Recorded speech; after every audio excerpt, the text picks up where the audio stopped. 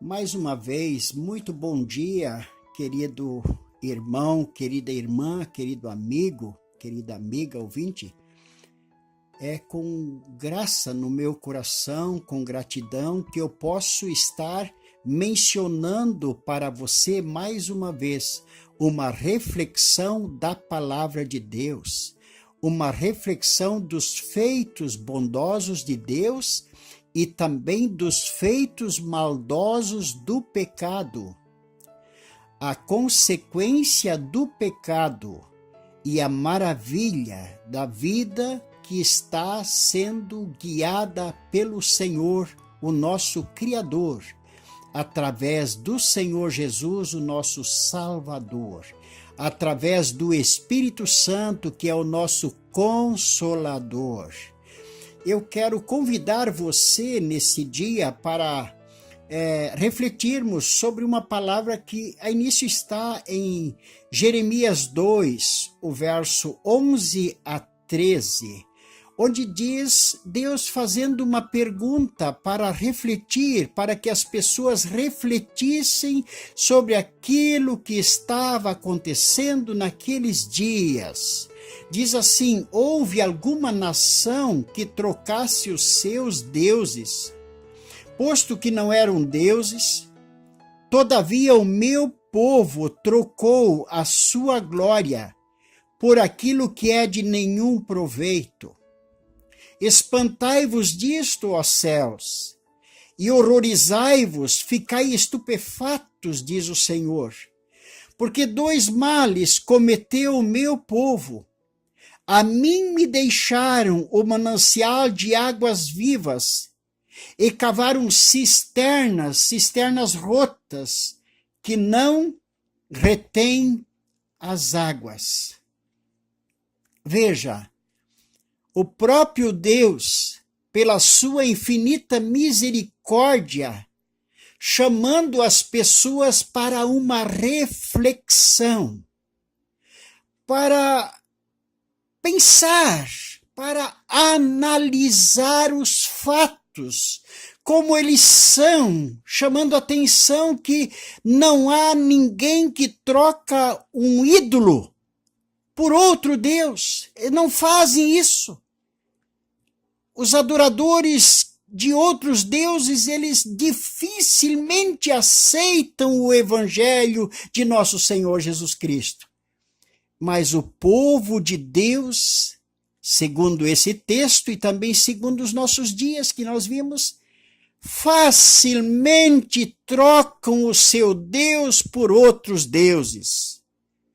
E aí diz a palavra no verso 19 do mesmo capítulo, diz assim: a tua malícia te castigará, as tuas infidelidades te repreenderão.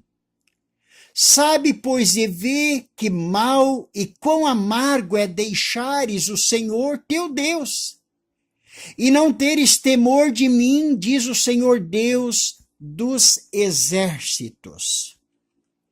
O que acontece? Conta-se uma história de, numa cidade havia um menino muito perverso demais. Ele não matava as pessoas, ele não roubava coisas, ele não quebrava, não incendiava casas, não atirava em ninguém, mas ele entrava nas lojas, se escondia dentro das lojas, na hora do meio-dia, quando as pessoas fechavam a loja, ele ficava escondido entre aqueles cabideiros de roupa, aqueles mostruários, e quando o povo ia almoçar, ele ficava trocando preços das mercadorias. Ele pegava o preço de uma sandália havaiana e botava numa japona importada, de couro de crocodilo. Pensa, pegava o preço de uma gravata, invertia e botava no terno, e pegava o preço do terno e botava na gravata. Ele ficava só 1 hora ali dentro fazendo isso. segundo a história, conta que ele não levava nada para casa, nada. Mas quando os fregueses começavam a chegar e ver os produtos e ver os preços que estavam, pensa uma gravata no valor de R$1.000. E aí olhar um terno especial por R$50. É claro que eles exigiam que aquilo que estava marcado seria o cobrado. Não permitiam outra coisa. É tanto que os donos das lojas tinham que fechar a loja. Tinham que fechar as portas 2, 3 dias para reorganizar as coisas, para colocar cada coisa no seu devido valor. O que acontece nos nossos dias? Realmente isso. Faz pouco tempo ainda que eu falei sobre uma música de um cantor brasileiro que canta assim: se quando o marido chega em casa, a mulher está com o outro na cama, o que que tem? O que que tem? Se homem gosta de transar com homem e mulher com mulher, o que que tem? O que que tem? Isto é o que aquele menino fazia nas lojas. Mas, queridos, o que aquele menino fazia nas lojas jamais pode se comparar com aquilo que se faz dessa forma, quando a gente troca os valores morais, quando a gente muda as vírgulas, quando a gente tira o sentido das coisas, tira o sentido real da palavra. Quando a gente inverte o sentido das coisas, tem um ditado que diz assim: enquanto o padre pasta o burro, reza. A vírgula no lugar certo. Se você muda a vírgula, enquanto o padre pasta, vírgula, o burro reza. O que que tem? Se a gente muda a vírgula, se a gente tira o sentido das coisas, o que que tem? O que que tem? Queridos, eu falei de um menino que faz isso numa loja, mas no mundo não é um menino que faz isso. O padre Léo chamava de o encardido. O encardido é que faz isso nas nossas vidas.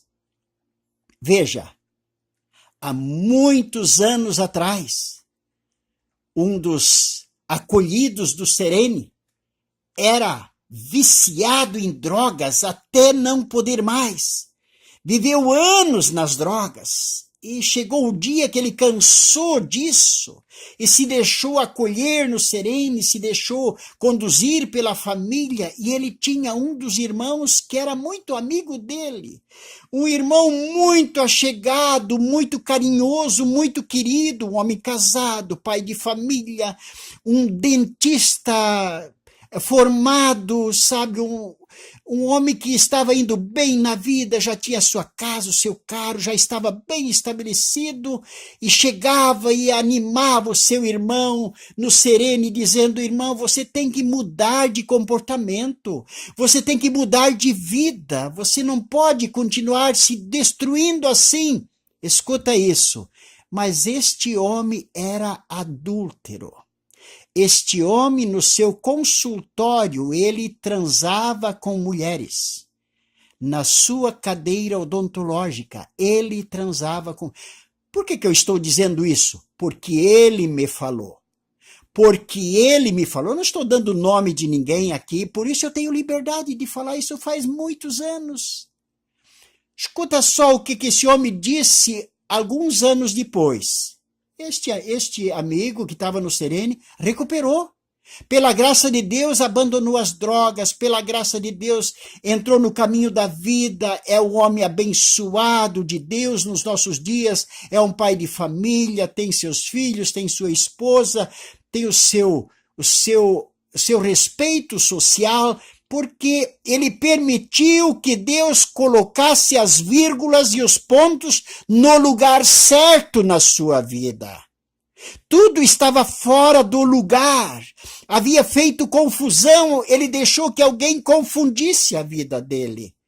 Enquanto que esse amigo que aconselhava o seu irmão, anos depois, eu visitei ele no final da sua vida. Sabe quando? Quantos anos ele tinha? 32 anos.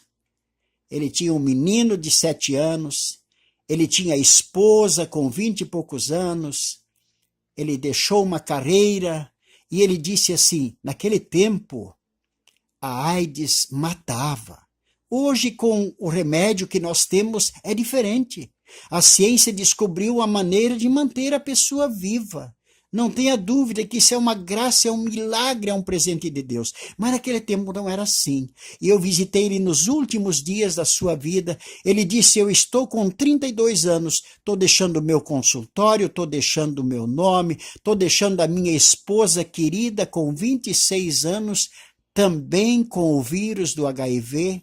Estou deixando o menino de 7 anos órfão de pai.